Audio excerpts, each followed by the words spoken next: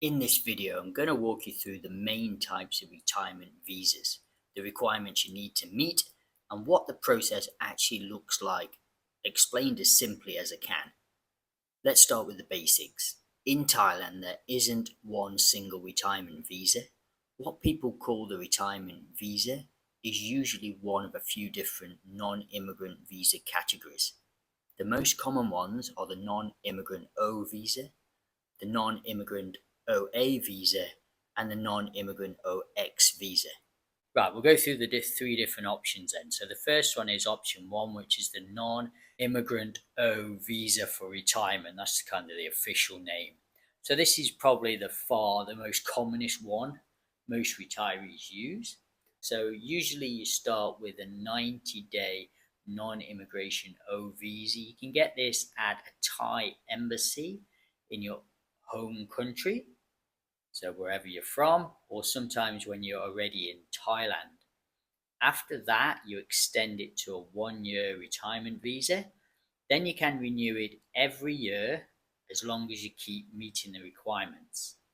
So to qualify for this, you need to be at least 50 years old, and you'll have to meet one of the financial conditions. So that means you need either having 800,000 Thai baht in a bank account at least 2 months before applying, or showing a monthly income of at least 65,000 baht per month, or a combination of savings and income that totals 800,000 Thai baht a year.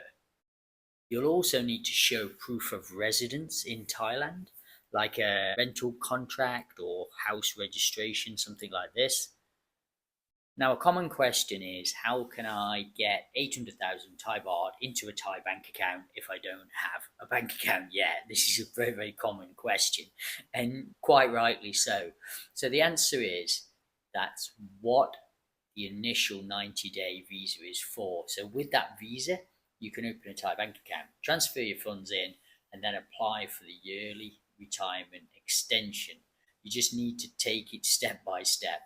Overall, the O visa is straightforward, it's affordable, and it doesn't come with too many extra strings attached. That's why it's the most popular option, I think.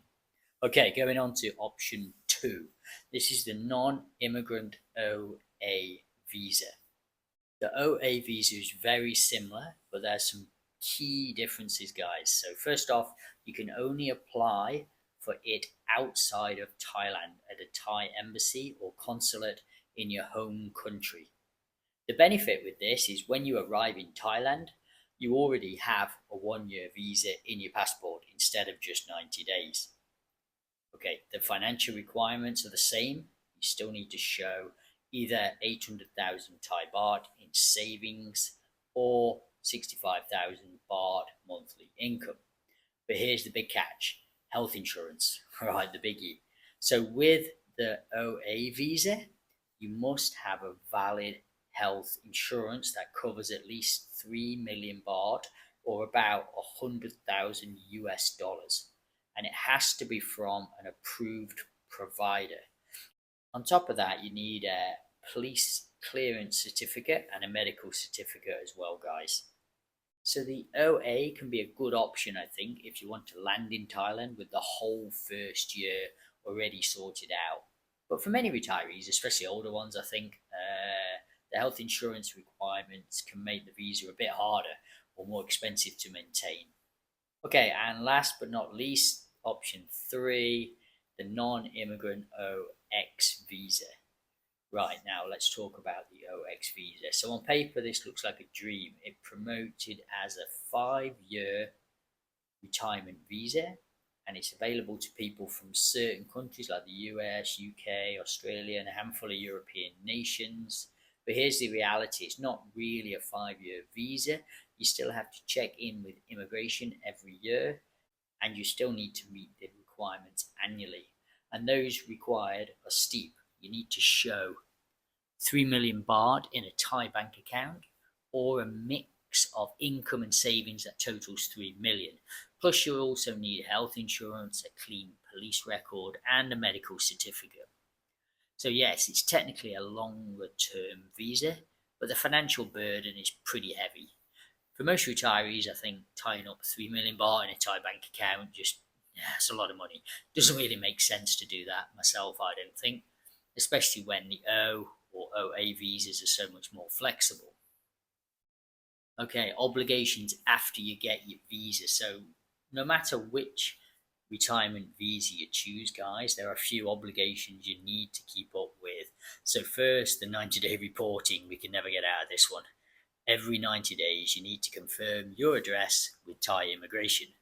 You can do this in person, by mail, or online as well in some cases. If you're out of the country when the 90 days are up, the clock resets when you come back in. Second, if you want to travel in and out of Thailand during the year, you need a re-entry permit. So without it, your visa is cancelled the moment you leave. So yeah, you just need to get a re-entry permit. This is something that a lot of people get used to doing when they live in Thailand. Third, if you're using the 800,000 baht saving method, that money can't just dip in and out of your account for the first application. It must sit in the account for at least 2 months before you apply. For renewals, it has to be there for 3 months. Immigration is strict about this, so don't move the money around until after you've renewed the visa. Okay, final thoughts. So which is the best option for you? Well, for most people, the Non-Immigrant O Visa is the simplest, I think, and most flexible. The OA can be good if you're younger, healthy, and want to arrive within the first year fully sorted. And the OX, well, it's there, but just them financial requirements are very high, makes it pretty unattractive, I think, for the average retiree, unless you've got that kind of money just lying around. I think at the end of the day, all of these visas will allow you to stay in Thailand long term, live in the lifestyle you want to do, and enjoy your retirement years in one of the most beautiful countries in the world, which is Thailand, obviously.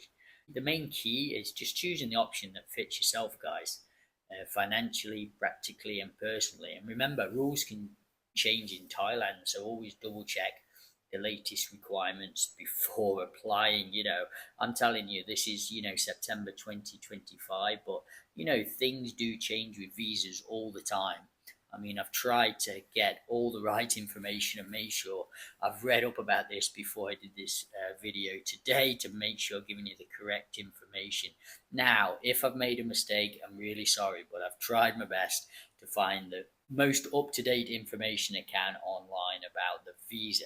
And I think a lot of you guys, are wanting to do this outside of Thailand, before you come into Thailand. I think a lot of you are doing that. And probably I would advise you to do that. I think it's the best way to do it if you can, before you come into Thailand. Not everyone's in that situation to be able to do that. And I know the insurance thing is probably the biggest hurdle.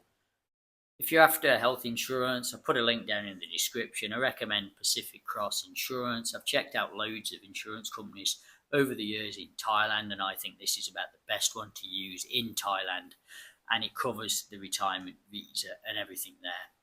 Guys, it took me a bit of time to put this one together, so just press that subscribe button, guys, if I'm helping you out a bit. Thanks a lot. Hope that helps you out today, guys. Okay, and I'll see you on the next video. Take it easy.